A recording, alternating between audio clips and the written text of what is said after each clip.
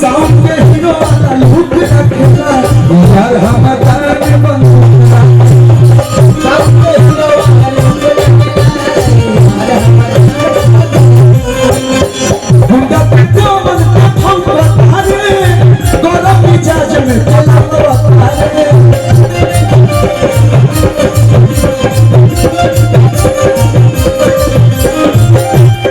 गुंडा पे मन पे फंक तारे गरम मिजाज में तेला तारे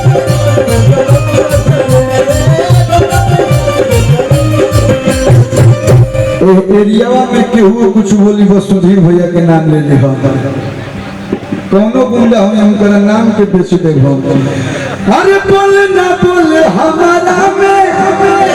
आपको मन चुप लगेला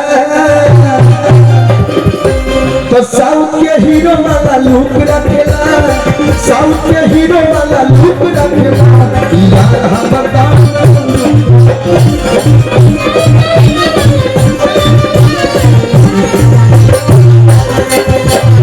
साउथ के हीरो वाला लुक रखेला